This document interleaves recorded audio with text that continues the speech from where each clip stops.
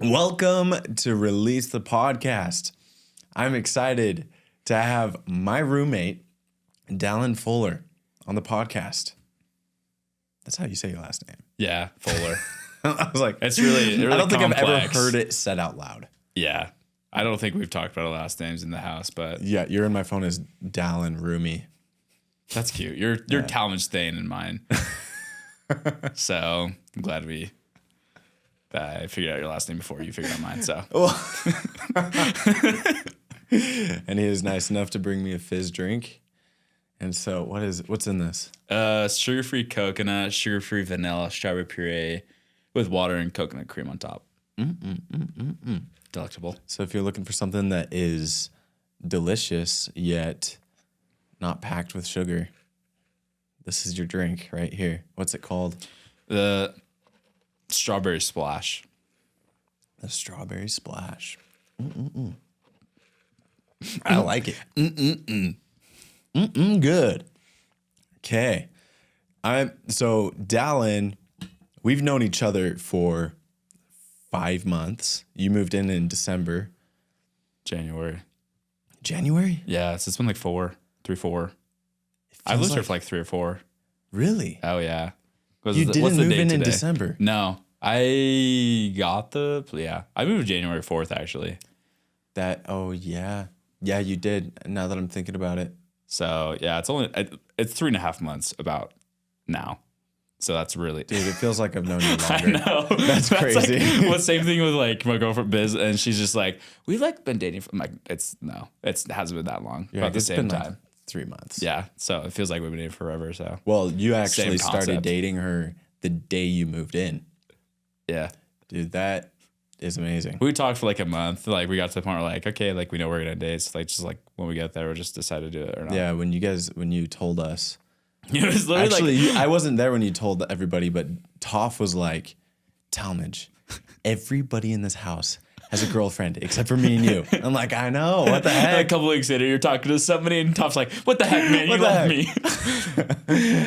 Then he's like, and Dallin freaking moves to Utah and gets a girlfriend the same day. I'm like, yeah, dude. He's on it. And I was like, I like to bring it like, Toph, you just like left. Cause I was like, I got there, I'm like, okay, like I have roommates, cool. And then everybody's gone. I'm like sitting by myself. I have nothing to do. I'm all unpacked. I'm like, this is a lonelier place than I thought. I was like, okay, this is fun. I'm just waiting for her busy off of work now until she can come and like go on a date. Yeah, let's go. And I was like, okay, bye guys, I guess. And then That's so funny. yeah. Yeah, dude, it was fun. It's fun having you move in because I felt like you brought a really good energy into the apartment. I wouldn't. I don't know how it was before. I think you did. Okay, here's the thing. Before you came, Toph was away in Spain for 3 months. I remember that. I was working a lot. I never saw the roommates. When I was home, everybody was in their rooms. We didn't Oh yeah, 100%. really talk. No. And it's not that we didn't like each other. It's just we were all doing our own thing. And then Toph came back and that was sick. And then you came in and like the culture of the roomies was a lot better at that point. So you're a big part of it. I'm just happy to be here. Dude, honestly, happy I really you're am. here. Happy you're here. Well, Dallin, let's get into your story. Can you tell us a quick summary about like who you are, where you're from, and why you decided to go on a mission? Yeah.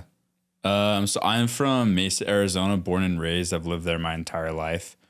Moving up here is like the first time I've ever been away from home, except for my mission. Like I was out for 4 months. One thing that my parents just really instilled in me is just being a person of your word. If you're gonna say something, then you better do it. Just because like at the end of the day, your word is what you have, and I don't know, just when somebody tells, and it got to the point where people would tell me stuff, and I'm like, okay, that they're gonna do that. Like my parents instilled me like that's how the world works. Like you say what you do. I just like confused me. Like why didn't this person like they said they were gonna do that? Yeah. Like why did they do that? I was like, so that's something I had to learn. But they just did really good. It's just like instilling like hard work and just being like a word person of you, like being true to your word. Yeah. That's how you say that. I was like trying to use the word integrity, but it didn't really fit in there. But Yeah. being true to your word and true to like who you are. A person of integrity. Exactly. Yeah. Dude, that's a solid lesson that's not taught as much.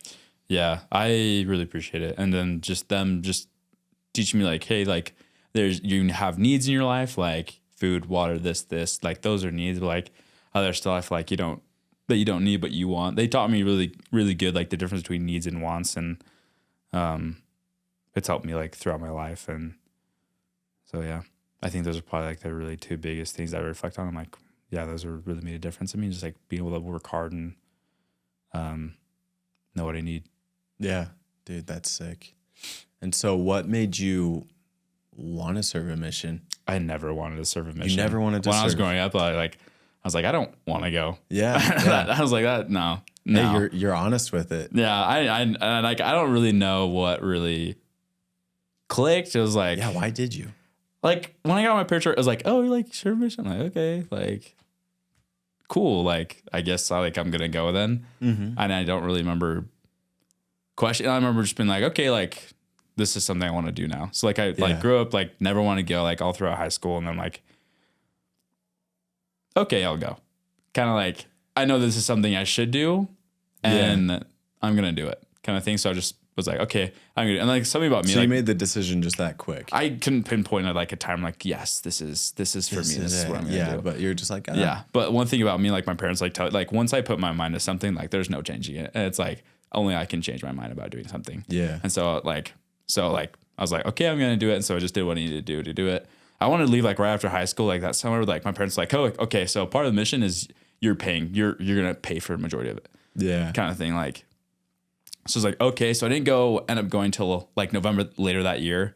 Just because I saved a ton of money. And like, I remember like telling myself, I was like, oh yeah, like I saved this up this. He's like, you saved up that much? I was like, yeah, it's all me. He's like, okay, cool. My parents like cover the rest of what I couldn't do. So yeah, that was really cool.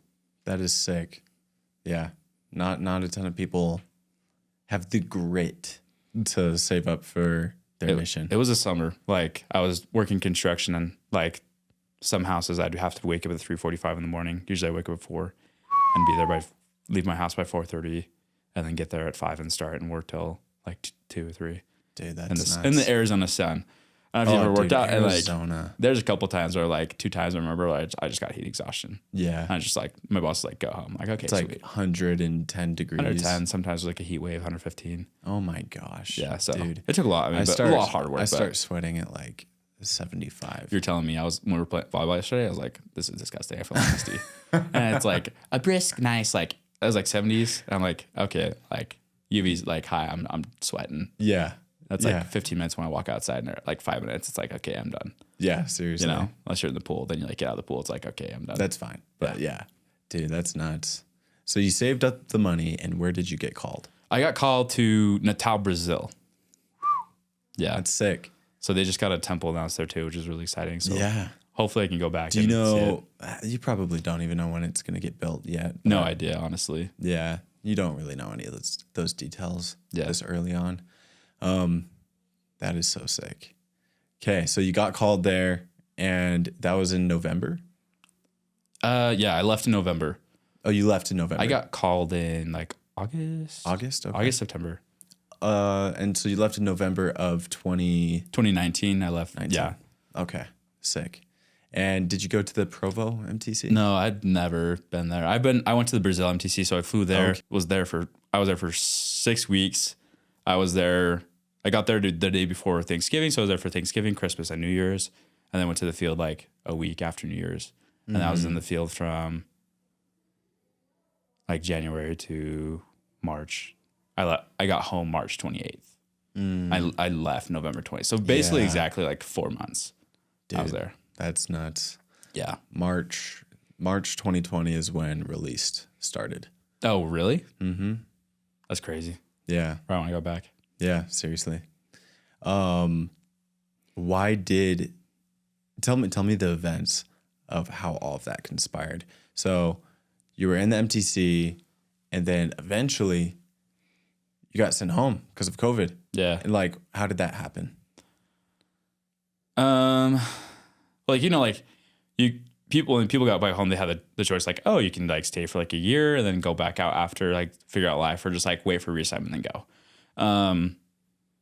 So I chose not to go back out. And the reason, like, and there's like several experiences leading up to that helped me like make that decision. So like the first thing that I remember is like the last week in the MPC, like for our P day, we would go to the temple, obviously. And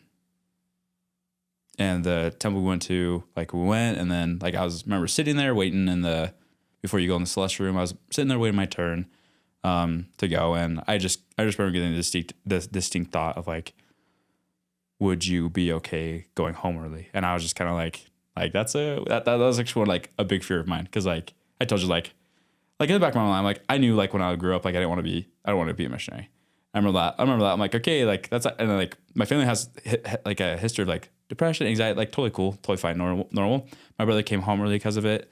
And so like in the back of my mind, I'm like that's kind of scary. Like come home early. That's in the back of my mind. Seriously. And so I'm like, okay, God, like, is this like actually happening? Like what is like, I don't like, it depends on things, but like, would you be okay if you went home early? And I was like, yeah, like if that's what you need me to do, if that's what your plan is. This is like me. A conversation you're having in your head. Yeah. Sometimes when I feel Spirit's a conversation, especially when it's like, I need to tell you something, It's like we're gonna have like a little chat right now. So this is one of those times like we're gonna have a chat. And so like just have this conversation, like, okay, I'm like if you need me to, like that's what I'll do. Like I trust you. And that must have been hard because your family all growing up instilled in you that when you say you're going to do something, you're going to do it and you're going to see it through. Yeah. And so going out on a mission and then having the thought, are you okay leaving, is like, that's hard.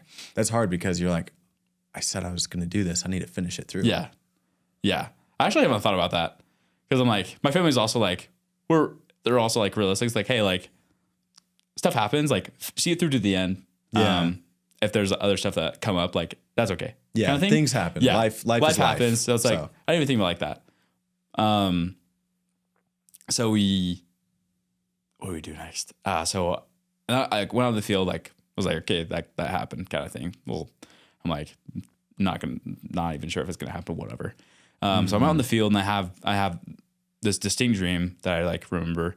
So in the dream, I get a call from my stake president. He's like, hey, Elder Fuller, like you're coming home. Like you were getting reassigned to Mesa, Arizona. I was like, okay, cool. Like on my way. So I go there.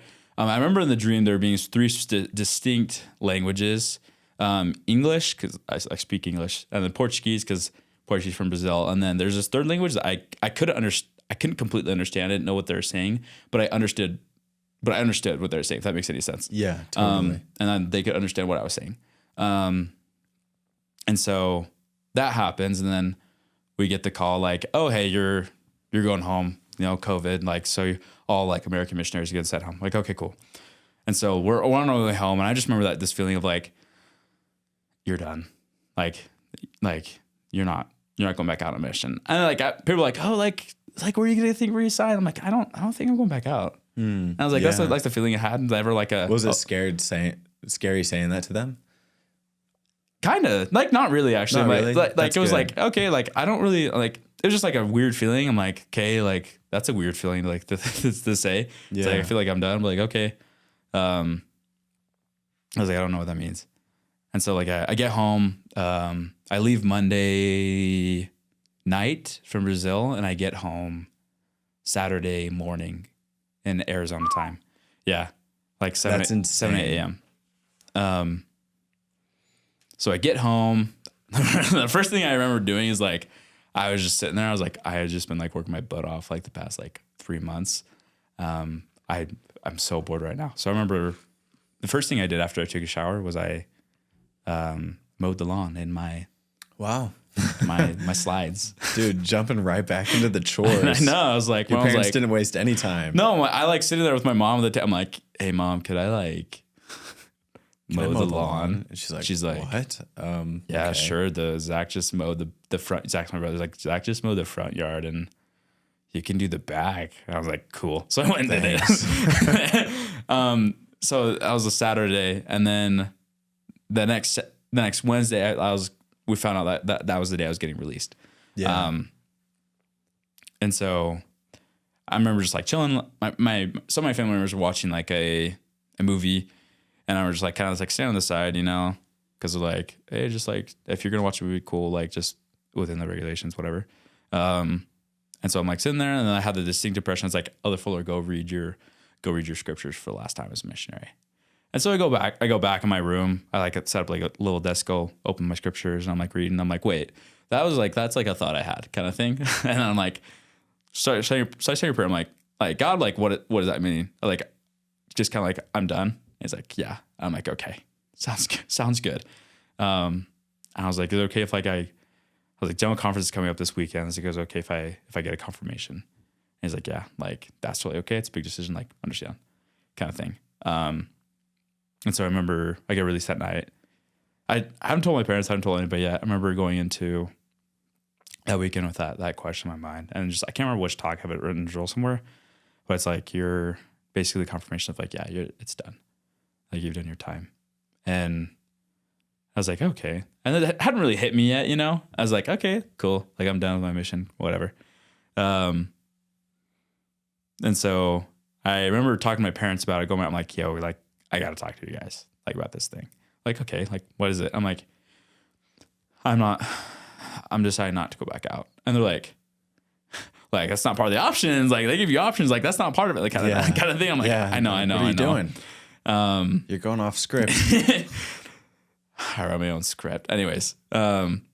And I just remember my mom being like what? Like you're like, I was learning language really, really well. Like I remember just being like super like, oh, like I'm doing so bad. My Brazilian companion is like, dude, you're fluent, you're doing great. And so they're like you've been learning language so well. You were doing so, yeah, like a lot of, yeah, like 6 baptisms. I'm like, I know. And like, but I'm not going back out. My dad's like, well, like, I would just tell you to pray for a confirmation. I'm like, I already got it. Like it's a no. You're not going back out. And so they're like, okay, well, you gotta tell your bishop, stake president. You gotta do that. I'm like, okay. Call my bishop, talk to him. Then I call my stake president. He's like, are you sure? Like, I don't have to send in like a final note. Like you can think about. I was like, no, like send it in. Like my mind's made up. You know, like when I just make my mind, like it's there. Like you're not changing. Like mine's made up. Like this is what's happening. He's like, okay. He calls my parents. But I remember like later my mom was like, hey, like comes up to me. He's like, hey, like I know that you have a relationship with God and that you wouldn't do anything like this without his approval. I'm like, yeah. So he's just like, I just want to let you know. I'm like, okay, cool. And then that must have been nice. It was relieving, you know, to have your mom trust you and be like, yeah, hey, look, I know you wouldn't do this for no reason. Yeah. And to have that weight relieved from you just a little bit, to know that even if other people don't understand, like my stake president might not, or some people in the ward might not. Yeah. My mom does. Yeah. My parents do. Yeah. It's like, I was like, my mom has my back kind of thing. Cause like my stake president calls like, hey, like just want to talk to you about like Dallin. And mom's like, no, like you don't understand. Like says the same thing about him. Basically like Dallin knows what he's doing. Like he knows the spirit kind of thing. Yeah. And he's like, okay, cool. And so that's like kind of the story of like me coming home. Yeah, dude, that's nuts. Yeah. And the crazy thing is like, you probably felt pretty isolated. I'm just guessing. I'm just shooting in the wind. I could be wrong. Yeah. So like not I was dating this girl before mission. We broke up, and then like once I decided I was like not talking to her till like I knew what I was doing. I'm like, I'm not gonna make this decision because of this girl. And so after that, I started talking to her again. And so I was like, I had friends that got reassigned and left. Mm-hmm. And so like, especially when they left, and like that girl, I broke up with her.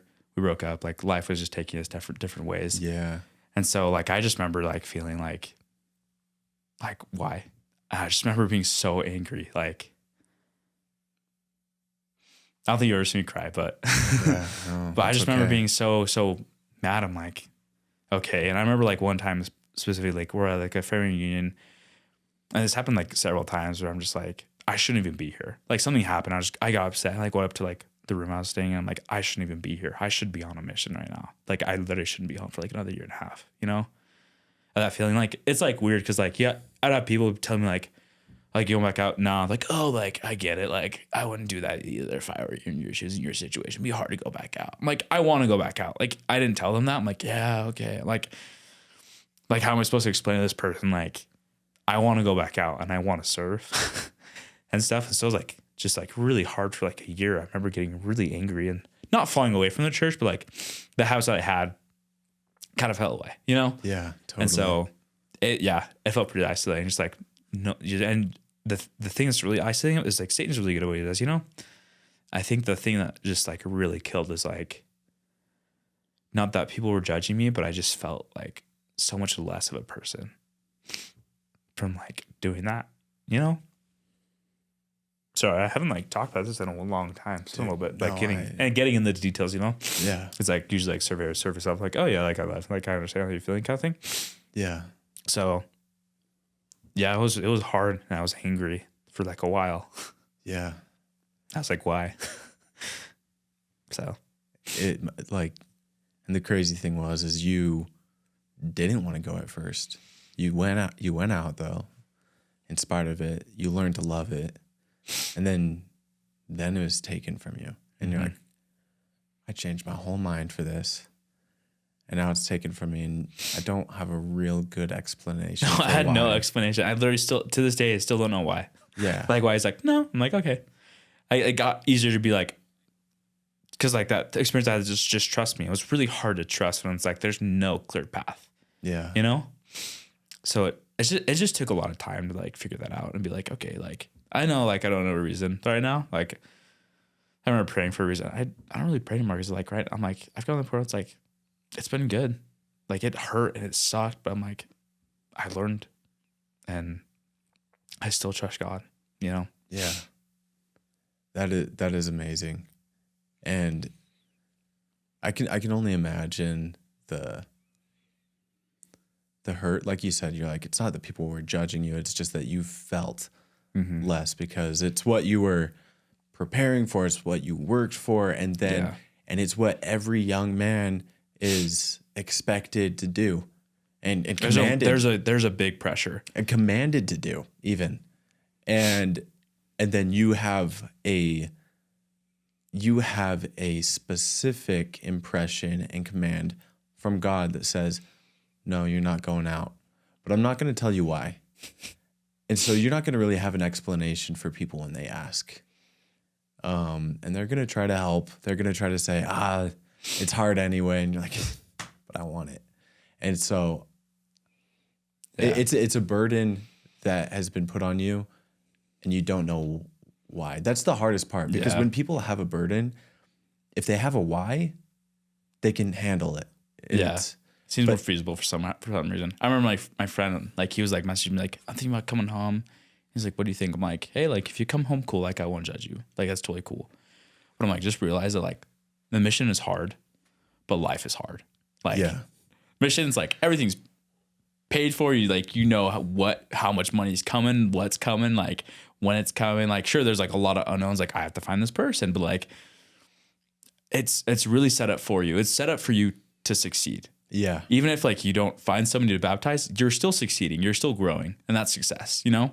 But I remember telling him like, and I remember I've told this a couple of people like it's like. Because all the time it's like mission is hard. Like that's all you hear. It's like no, like life is really really hard too. Yeah, it's like have fun trying to like support yourself financially. Because we talked before. Like people come home like they have to do it on their own. They don't have a like financial support system. Yeah, you know. Like I was lucky enough to like have a family to come back to. Like they're to support me. But like life is hard in that sense. You know. So it's incredibly difficult. My brother, he served in South Africa and. A lot of the African missionaries that served in his mission would save their weekly allowance that they got from the mission. Just like take it out as little as they could and save the cash. And because they wanted to take it home. And technically they weren't supposed to, but you can totally understand why. Yeah. They would. kind of like a side story, really cool story though. There's this one missionary who had done that his entire mission, and he was a really good missionary, really hard worker. And near the end of his mission, he had saved up so much money, and he had it in this jar. And I don't know exactly what happened. I can't remember the story, but Mitchell told me he had a change of heart, and he wanted to consecrate everything to the Lord. Mm-hmm. And so he went up to the senior couples in the mission home and handed this giant jar of money that he had saved over and said, hey, use this to help the other missionaries that are coming in. And just like absolutely amazing. Mm-hmm. And he's going to have to return home with nothing. And so, oh my gosh, it's just like amazing story, but it kind of shows the desperation of a lot of these missionaries that come home to nothing. It's really sad. And it is sad. And like, even for me, it's like, it was like hard. Cause like, I don't know if you remember, and you came home, my parents like sat me down after like, okay, like, by the way, like, here's some of the expectations that we like talk about after you get back home from your mission. So we're going to talk about it now because you're back home. And it's like, you have to pay for this. But you probably should think about this. And I'm like, wow, like, what did I get myself into? It's just like, boom, throw it on. I think that's like really, really hard too. Like when it's like everything is coming at once. You're like, I don't even know how to handle this. Like I don't have to deal with this. And so now it's all on me now. Yeah. Like there's help, but like, it's that feeling like it's all on me. And it's like, for a lot of people, it's hard to ask for help. Mm-hmm. You know, it's like, okay, like what's going on? Like, what am I doing? Like, how do I do this? Yeah. Figure it out. Figure it out. You got this. You got this, champ. Oh man, that's rough. So what did you do? So I didn't work for a little bit, and then my mom was doing swim lessons. She still does it. She like teaches it during the summers, and she's a really good job. So I helped with her for a bit until she's never lost a kid. Yeah, they all keep their head floating. Dude, that's great. Yeah, she's awesome. Like really does a great job. And so I eventually got a job for this pest control company, and I was spraying for them. It was like a local one in Arizona. Like good job. Like it was good for like what I was doing, like what I needed. I was going back into school at the community college in Mesa. And so they would work with my school schedules. I would work Monday, Wednesday, Friday, and every other Saturday, and I would do school Tuesday and Thursday. And so I did that for like a year and like a month or two. I quit October of 2021. Okay. Yeah. Yeah. So that's what I did. I remember, pest control. That's what pest control, baby. I was like, oh yes. When I ever say like, yeah, selling sucks. I'm like, yeah, I sprayed. They're like, how did you do it? I'm like, yeah, I did in Arizona too. They're like, what? I'm like, yeah, the summers were terrible. Dude, I bet. Dragging that hose around. Oh yeah. Oh, I had a backpack. Oh, you had a backpack. Yeah, I remember the first week. I the first day I got back, I just like laid in my mom's bed, and she's like, right, because like my body was so tired. Yeah, I just wasn't used to it. Oh yeah, 100%, dude, crazy. It was good though. It was a good job for what I need. Like they treated me pretty well. That's good. So it was a good job. And it paid for all the bills that your parents were like, okay, now you have to pay for all of this. and I got a full ride scholarship to the community college, so I didn't pay for school for 2 years. Oh, perfect. So I got my associates, and then the year at ASU, and then I moved up here. Dude, that's sick. And then you ended up in 2022, you ended up doing EFY or FSY. Yeah. Yeah, they changed it. Yeah. Yeah. How was that? It was probably like one of the happiest moments of my life. Really? Like I was very, very happy during, I worked 9 weeks. And so it was amazing. I worked in... Where was it? So I was in... my first week was in Provo. My next 3 weeks were in College Station, Texas, which is where Texas A&M is. Okay. And then that was 2 weeks in San Antonio. And then I went to California to visit family. Had a family vacation there. And then I did two more weeks at Provo and a week at Salt Lake. Dang. Yeah.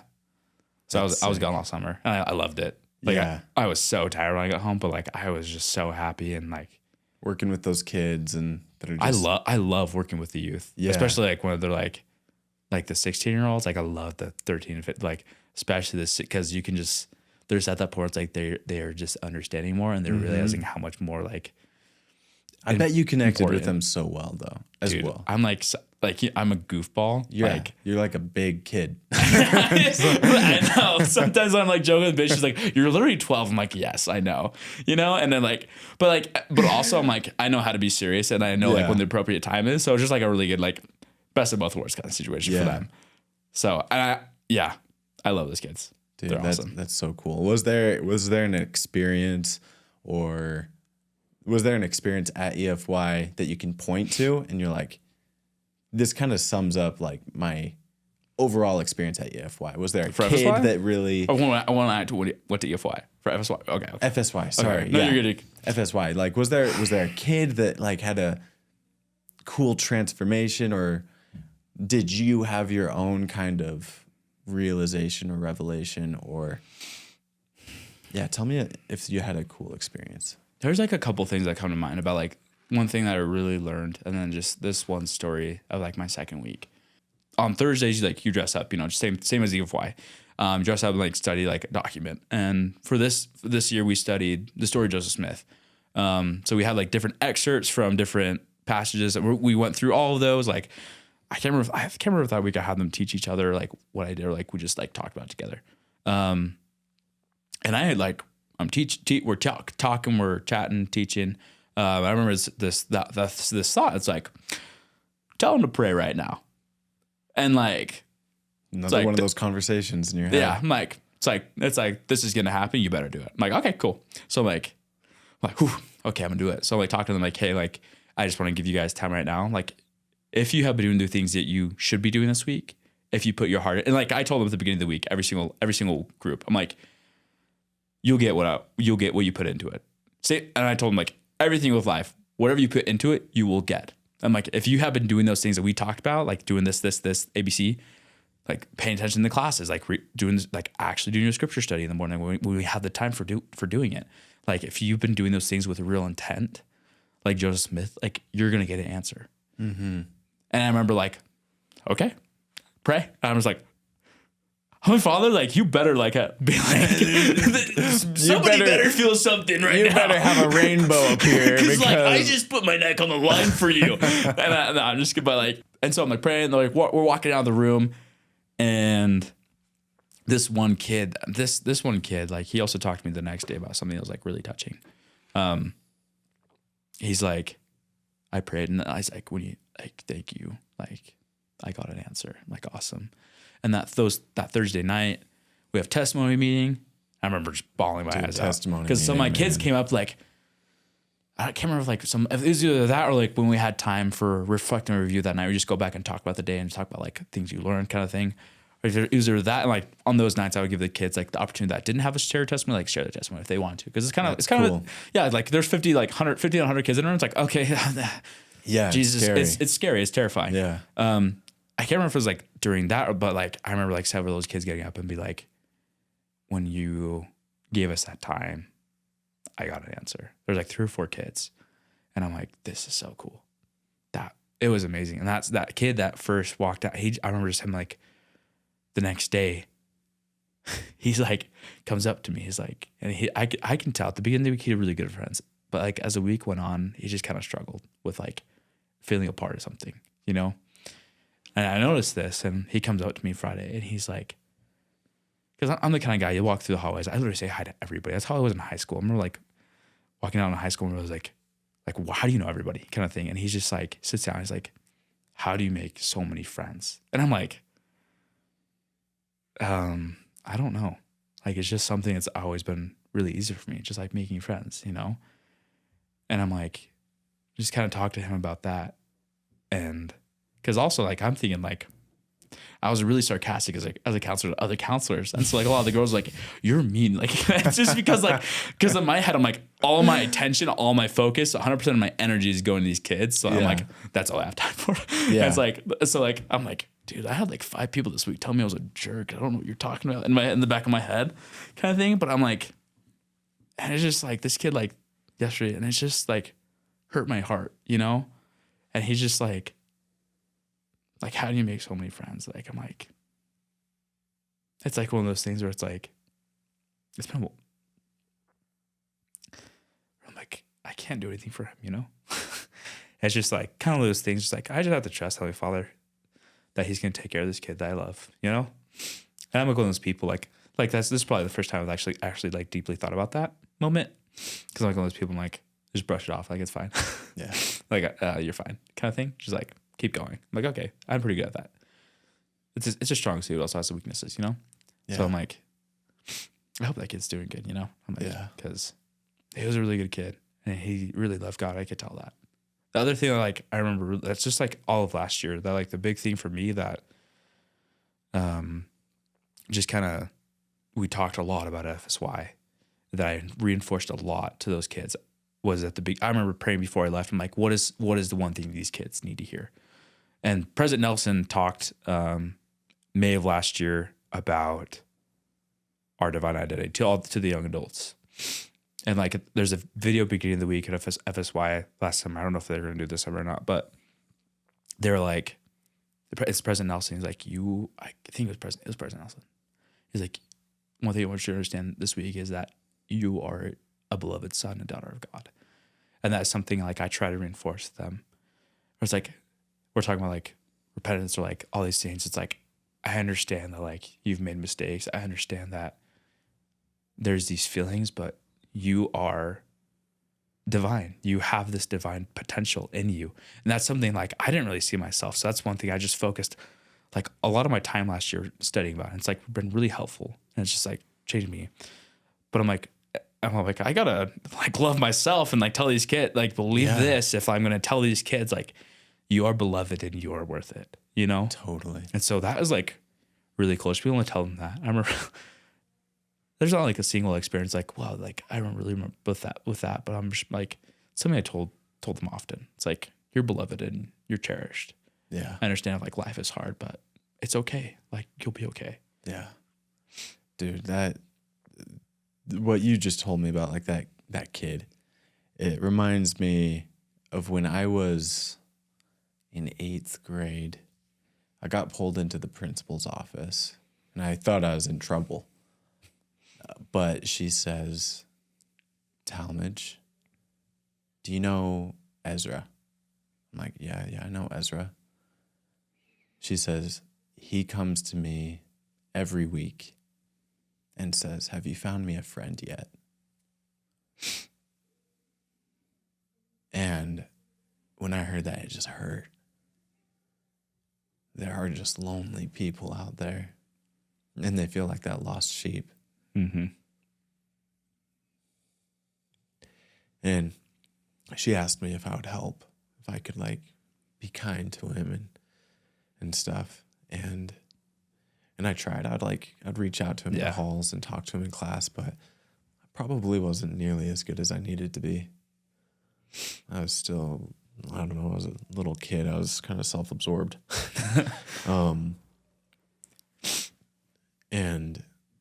But just the idea of seeing him go to the principal to ask her if she's found him a friend yet. Yeah. He sat alone every day in class. He's the nicest kid. Years later, I find him on Facebook, and I'm like, oh my gosh, Ezra. And he's like grown out his hair. Not the long hair's bad, but he's smoking a lot, and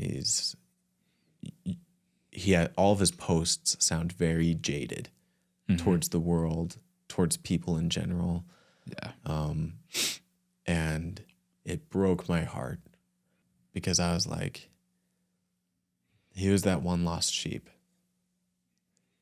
And I put in a little bit of effort, but I'd never went out of my way, really. Never left my 99 friends to go find that one and help. And maybe there were people later on that showed him the attention he needed and the care that he needed. And maybe they weren't even the best influences. And maybe that's why he got into a lot of self-destructive habits, because it wasn't just smoking and whatnot. It was the lifestyle he was leading. And I don't know where he's at today, but I still often think about him. Mm-hmm. And I'm like, everybody deserves a friend. Yeah. That's like one thing my grandma talks about is like some of the basic human needs is like they need to be heard, they need to be loved, and they need to just feel special with somebody. Yeah. And like one thing I really love about my job is like I have like so many quick interactions with people all day. And like Working at Fizz. yeah, working at Fizz and like That's so great. just like some of the time I say some funny things like through the drive-through to people. But like just that stupid thing that I might have said, like people get a kick out of it sometimes. Yeah. And like as like the people there's like people that come through a lot, and like remember this one guy just like talked to me about how I can't remember who died, but somebody died, and there's like somebody's on the way to like pick him up. I'm like, I'm sorry, that's hard. But just like not everybody goes to get a soda because it's their routine. Some people go because they just need something to help them get through the day. Yeah. And if I can just give them that one little interaction of like, that kid was funny. Yeah. You know, maybe it'll make him feel better. Or like that kid was genuine. Yeah. Because I always ask, I'm like, how's your day going? And then somebody's like, yeah. I'm like, okay. I'm like, yeah, like, what are you doing today? How's it going? Like, what's going on? And it's just really cool. That's like my favorite part about that job. Yeah, surprise. I don't like it's not my favorite thing to make drinks all day. Chick-fil-A is going to try to poach you.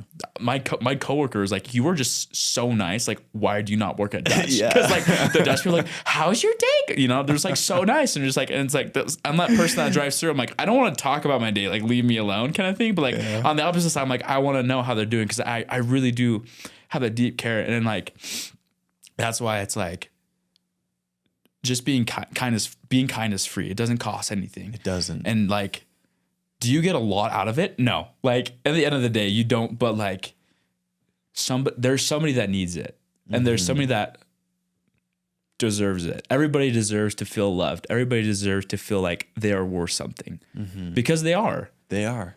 Despite like if they do drugs, like your friend, as where it's like, despite the lifestyle that they have, even though it might be different for you, they deserve to be loved and they deserve to feel like they are worth the world because Jesus Christ died for them for a reason, you know? And like I'm not perfect at that. There's sometimes I'm like, that's weird. That guy's weird. Yeah. They're interesting. Yeah. It's like, We're not all perfect. We're all judgmental in ways. And that's why I think it's so beautiful. Like how, in the words of like Elder, like he called it God's choir. Like we need all voices. That's where it's like, I can't remember during episode why there's one guy, he's like talking like, we need less picture perfect members of the church. We need more people coming that have different backgrounds because they can touch people that like I cannot. Oh, you're good. There you go. But like, that's one thing I like talk to my kids. I'm like my co-counselor, she can do stuff to you that I cannot. She has her own set of gifts, abilities. And that's like, and then like same thing, like I have things that I bring to people that like she cannot bring. Yeah. And that's what it's like. I remember this guy, like, he gave a talk in my ward, and he was like, he went to Bowie, Idaho. He has like long hair, like he's a chain. He's like that classic heavy metal guy. It's like, hey, what's up, dude? And he's like, he's so funny. He's just so nice. He's just like giving a talk where it's like kind of like the same idea. Where it's like, I had people come up to me and like, yo, like you got something for me to smoke. He was like, no, but I got a Book of Mormon. Like, like I have the gospel of Jesus Christ. Like these things that you bring to the table that you think are probably like quirky or weird. Like you can touch somebody through your experiences, and you can touch somebody because you have this quirky thing that you think is weird. You know? The uniqueness about you is your superpower. Yeah. I had this guy in one of my wards when I first got back from my mission. He's very just like straight arrow. This is how it's said in the rule book, so this is how we're gonna do it. Like if you're passing the sacrament and you help the people blessing the sacrament lift up the cloth, bad. You're not supposed to do that. We're not supposed to cross duties. And like just very straight. You're like, dude, like chill. And I was like, chill for so long. But then I started really appreciating the order that he brought to elders quorum. And then one day it's snowing, it's blizzarding, and he's out in the middle of the courtyard. This is at the Enclave, south of BYU campus. Okay. It's blizzarding. He's out in the courtyard with his amp and his electric guitar, and he's just going nuts. And like it was electric because he's just fun. He's quirky. He's different. And he's just like playing this heavy metal guitar solo. And I'm just like, this guy is so unique. Oh yeah, he gave me a ministering assignment, and he didn't just text it to me. I think he wrote it down on a piece of paper with amazing cursive handwriting, and then put wax on it and had a seal and sealed the letter and gave it to me. Yeah. And I'm like, he's like, this is the cool. I love seals. And you're like, what? Why? I'm like, why? But I'm like, that's so cool. There's somebody out there that appreciates it though. There's someone out there that appreciates it. And he's so cool, actually. He's so quirky. He's a straight arrow. He does this like ornate handwriting and letters. And then he plays electric guitar out in the courtyard. And I'm like, this guy's dope. He's living his life. He's living his life. And some people would think it's weird. Yeah. And who freaking cares? Because he's going to be able to touch people. Like you noticed. I noticed. Yeah. And it touched me in a way that if everybody was cookie cutter, I would have never appreciated. You would have never gotten a cursive handwritten letter stamped for your ministry assignment. Exactly. And so your weirdness is your superpower. It really Embrace it and love it. Because other people will too. Not everybody will, but who cares about the people that don't? Yeah. The people that do, that's who your focus is on. And they have the right mindset of things that actually matter in life, which is us collectively trying to get back to Heavenly Father. Mm-hmm. And like, I just think it's so cool. He like just uses those weird things about people. Like I'm just like a goof. Like I can be really serious one second, but like other second, I'm just like making fun of people. And I didn't know what to make of you when I first met you. Because like I was really scared when I first moved. I'm like, this is the first time I've lived out of my house, and then like as we like gotten closer, like I remember like we talked till like 4 a.m. that one time. Like, dude, you should be on the podcast. I'm like, okay, like, sweet. I'm like, let's do it. And I'm like, but like, same. I'm like, really just like really I knew that, like I thought about that, and I'm like, they probably just like don't really know who I am. Like, dude, I love it. Like because like you were so goofy right off the bat with Blake, and I'm like, oh yeah, I was like saying doing these accents, and I'm like, who is this guy? I was like really uncomfortable there until Blake got there. I was like, okay, my buddy's here, like I can start to show my true it was so myself, fun, you know? Like, and I can totally see how you make so many friends. And how you brighten people's day is because like, you're like, I don't care if I'm weird. Because at this point I've embraced it. Yeah, you've embraced it. And some people love it. I know. I love it. And some people are like, dude, like, gotta be careful. Like, you can be like, you're probably gonna offend somebody. I'm like talking to me. She's like said this. I'm like, I probably will. Yeah, I will. Like there's somebody like I can't just like live my life walking on eggshells because like I'm good. Like there's always somebody that's gonna be offended. Absolutely. And it's like, and that like that's okay. Like if there's something I did wrong, if I wronged that person, like it was never my intention. Like I'll go up to him like, hey, I'm sorry. Yeah. Like my bad. You know? Yeah. It was never my intention. Like, and I've done what I could, but like there's other people out there that just like appreciate it so much and they just love it. And if you held yourself back because you were worried about offending people, if everybody had that mindset, there would be no personality. There'd be no real dialogue. Have you seen what's that movie? Basically, it's like where they get like injected so they don't have emotions and like they forget the past. You know what I'm talking about? Oh, The Giver? Yes, that movie. Yeah. Where it's just like that, where it's like nothing. Like I can't even see on color. Like it's just like this way or this way kind of thing. Where it's like we have to help the community and like it's like no, like help the community with like what you bring to the table. Absolutely. And your personality. Yeah. And if you offend people along the way, it's inevitable. Yeah. And then you could just say sorry. Yeah. Because I know for sure, like, and I'm like, this person irritated me by what they did.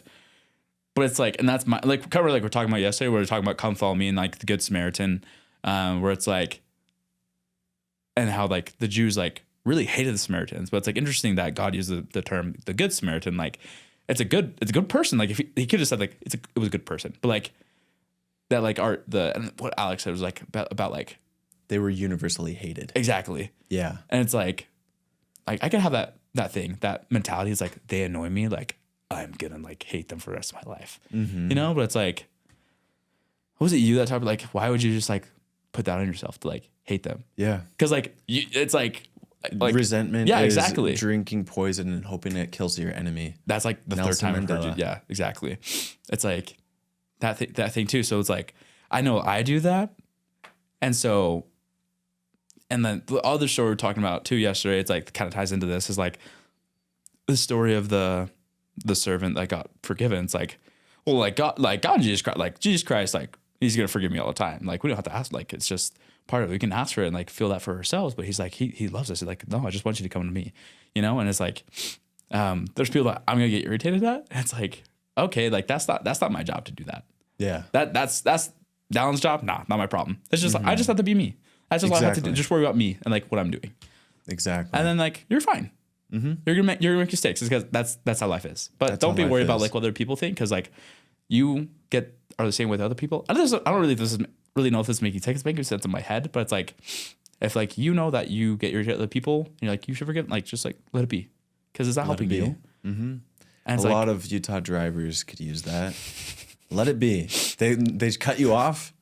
Oh wow. I sometimes like to like make myself not so pissed off. It's like, I hope you're doing okay. Like your day's probably really bad if you had to do that. Really it's probably worse than mine. Yeah. So I'm like, I hope you're okay. You know, and that makes you feel better. Yeah. No, seriously.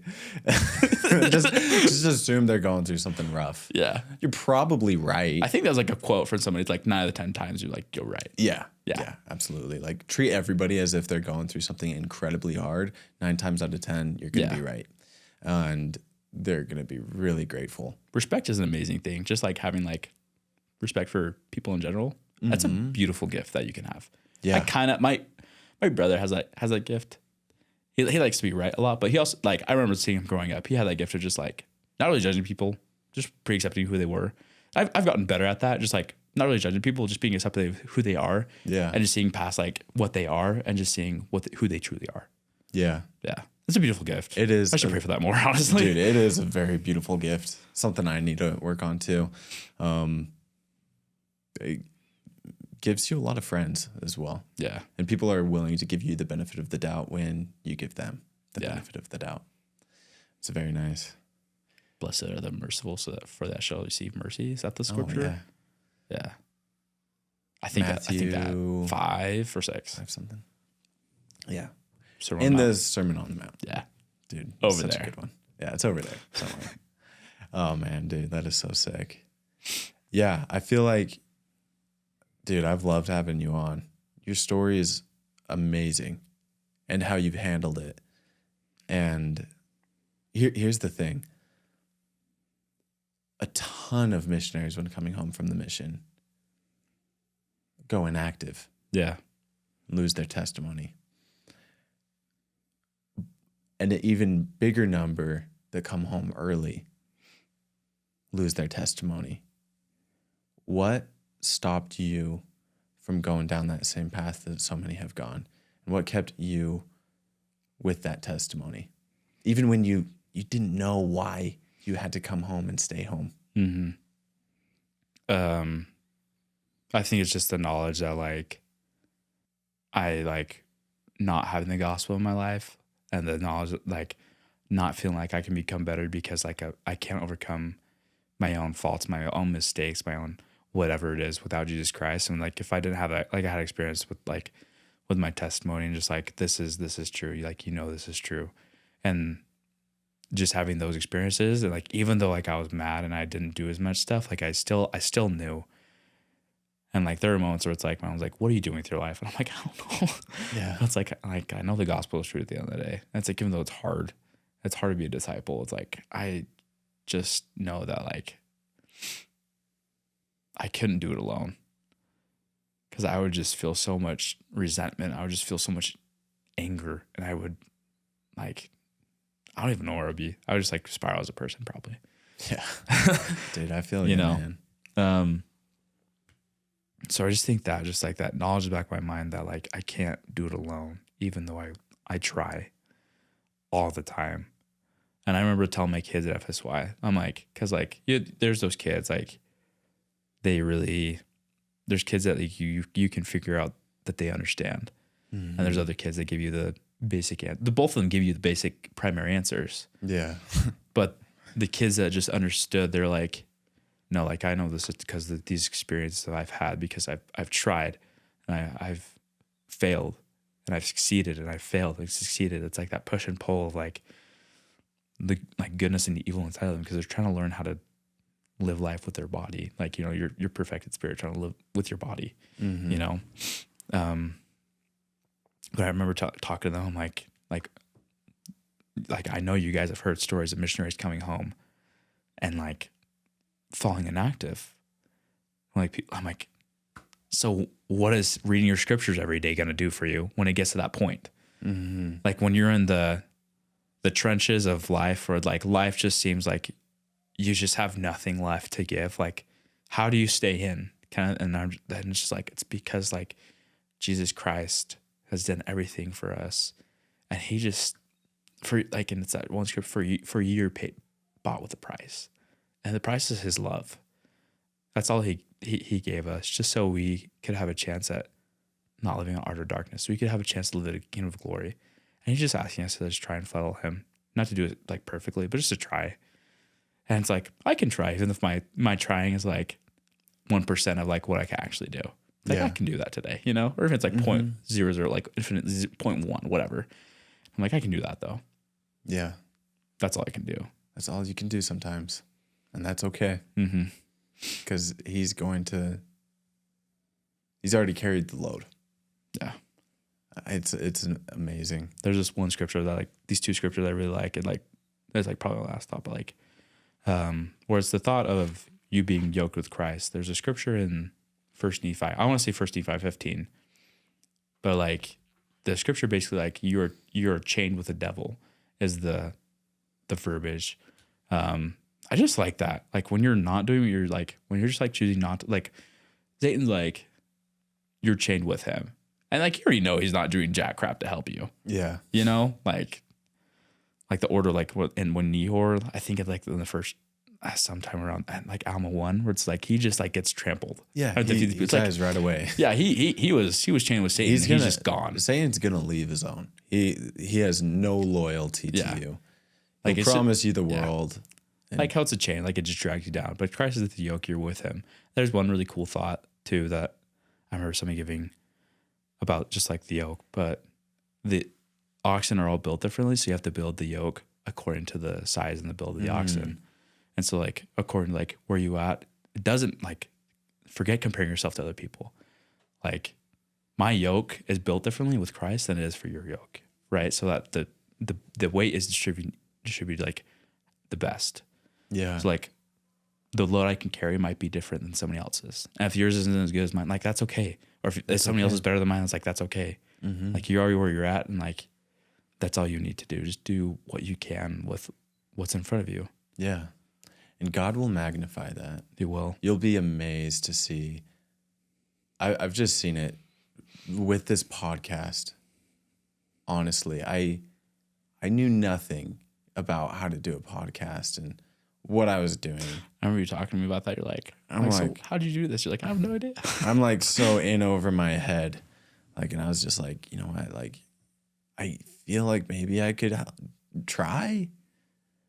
And I put out the worst quality podcast out there. Like, it started 3 years ago, and it was just like really bad. There was mess ups I never cleaned up. The noise floor was high. My S's were really sharp. I was redundant in a lot of the things I said. And I'm just like, I'm trying. It's not much, but I put it out there, and I got message after message of people saying, thank you so much. You told my story. I thought I was the only one. And I don't know. It makes me want to cry, because you will magnify your efforts. It's the widow's mite. That little mite is going to do so much more because is everything she had. It was given in faith. And your little mite might not look like much to the world, but God confounds the wise. He makes weak things become strong. Yes, exactly. He makes weak things become strong. He confounds the wise with small and simple means. And It's amazing. And when you trust God and say, "Hey God, here I go. I'm gonna trust you. Like, don't let me fall on my face." It takes a conscious effort too to just be like that, because like, just be like, okay, like I'm gonna ask for God for help. And it's like that's hard. That Like, is, I don't think it's like talking enough like how hard it is. Like when you're, it's like I feel abandoned now by you. Like why don't I ask for help? yeah. You know? But it's like it just makes life so much easier. Like when you just get to are humble enough to just be like, I need you. Like, and I know I do, but I just have been like ignoring it. And it's like even like if you're in those moments where you just don't want to reach out to God, just try. Even if that's like just recognize before you did. Yeah. Like there's this talk video. It's like the healing power of God. It's just like being grateful has like healing effects, and it's good for your soul. Yeah.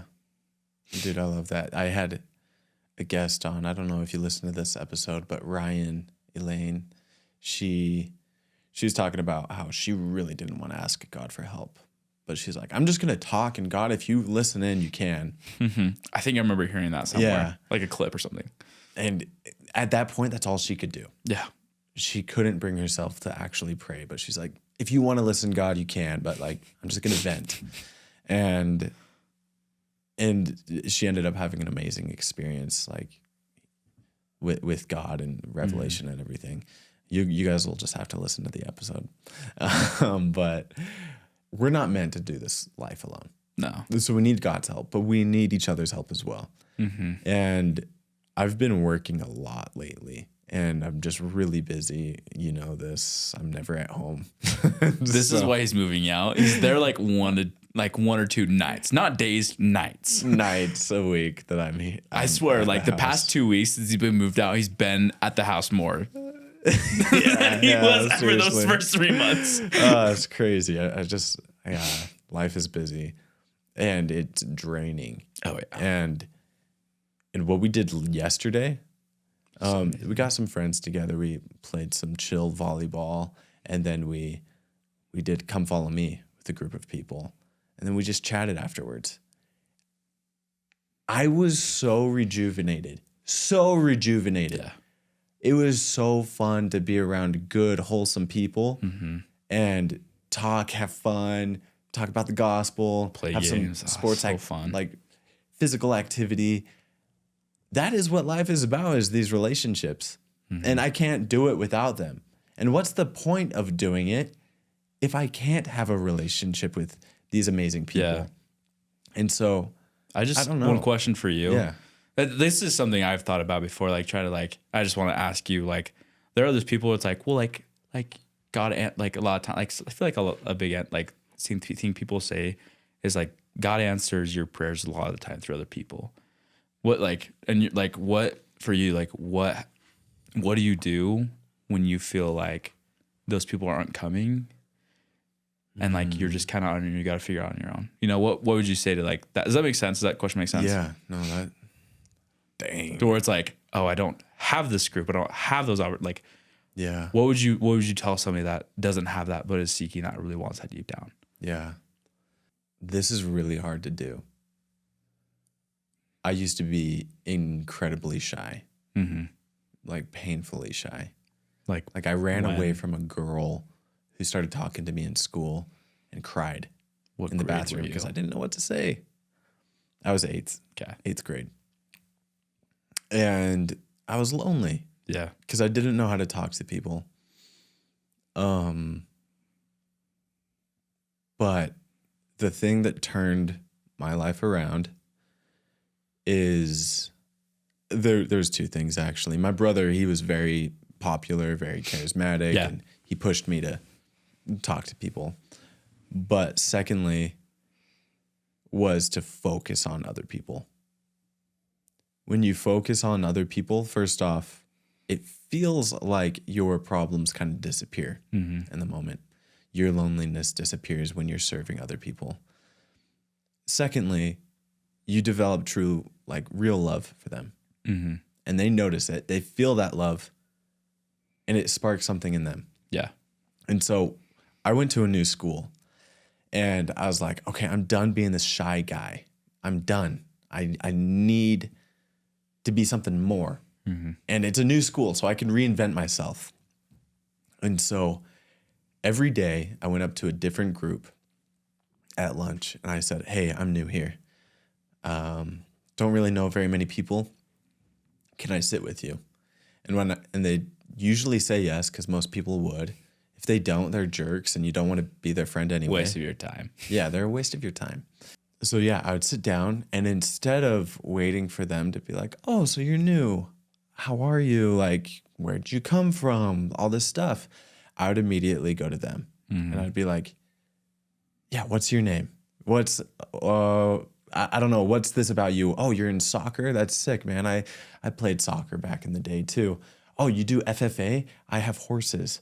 And I would try to find commonalities. I'd try to make them feel special. And as soon as I did that, again, my problems went away. I learned to really like these people. I focused on memorizing their names, and I gained friends. And it was just such a stark difference from one school to the other, where I felt like I didn't have friends and I was alone. And the only thing that changed was I wasn't as self-absorbed. I was focused on other people and getting to know them.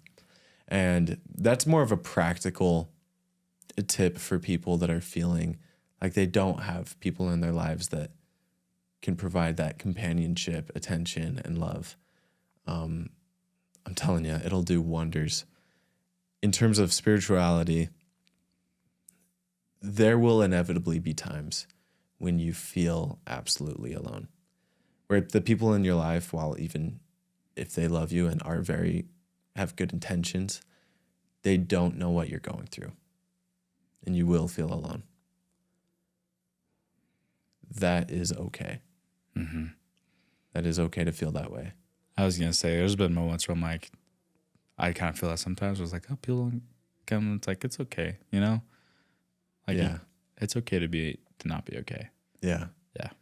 And recognize it and just be like, oh, I feel very alone. But I know this is so cliche. You're not, even if you feel it. Christ himself, while on the cross, felt completely abandoned, saying, Father, why hast thou forsaken me? But he wasn't. God, I don't know who said it, but was probably up in heaven weeping, understanding exactly what his son is going through, and is there with him even though he had to withdraw his spirit.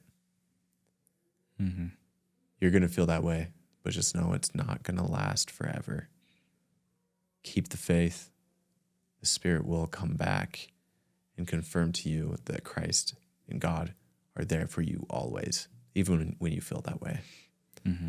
And so that has been my experience with loneliness and how I've been able to combat it at times, both temporally as well as spiritually. I feel like that was like one, I've like talked to like a lot of people coming home from their mission, is like that's one really common feeling, is feeling like they're alone. So like if you're feeling like that and just got back home, like it's okay, you know? Like I felt alone. Like I'm pretty sure, did you feel alone when you got home? Like I felt so isolated. Yeah. I was like, no one knows what I'm going through. Exactly. And if you're feeling like that right now, I'm really sorry. But like you were saying, like God loves you. And just be aware of those, like return missionaries seem like they're okay. But you've been there, and like there's a lot that they're trying to work through, a lot that they're trying to figure out. And even they have a lot of free time too. So invite them to do something. Yeah. And exactly. Yeah. And just like have that time to just like still talk to them. Even the return missionaries that seem like they have it all put together. They're okay. Because sometimes like if you really get down to it. They're just putting on a strong face. I wouldn't like that's who I am. People never know that I'm like not okay, because I'm like I don't want to act like I'm not okay. Yeah. So just talk, because like that's one thing that's with me. When people just like come up to me like one-on-one, like how are you actually? And I know they care. I know they have that deep, genuine love because they showed it to me before. I'm like, let me just tell you what's going on, kind of thing. So just be aware of that. Like pray, like like find somebody to do that too. Yeah. And when you find that friend, and you can have a lot of friends like that, but like, Yeah. it's so cool. Mm-hmm. The brotherhood that's there is so strong. Yeah. As you practice more, it gets easier to like recognize that too. It like does. who needs it. So It does get easier, and you can see when people are off. And then when you do help them, there's not a better feeling, because to them, you are a hero in their story. even if you just listened. Even if you just listened, Hmm? you felt like you didn't contribute anything. You just Sometimes them feel people heard. just need to be heard. Yeah, exactly. Yeah. Exactly. Yeah. Or just like feel like they're worth it. Yeah. That's so interesting. It's fascinating to me. Man, Dallin, I really appreciate you coming on and sharing your experience, your testimony, and your insights. It's something that so many missionaries have gone through, the feeling of loneliness, confusion, why did this happen? But they don't always talk about. And so I really appreciate you coming on. Mm-hmm. Yeah. This needs to be talked about more. Like I said, I still don't know why. Maybe it's because like I relate to people like that more, but I don't know. And it's okay, you know? Like after all this time, it's gone to the point like it's okay. But yeah. And one thing I can see is you are able to touch people in a way that people that served a full-time mission whole 2 years wouldn't be able to. yeah. Because they're like, Dallin Fuller, the guy,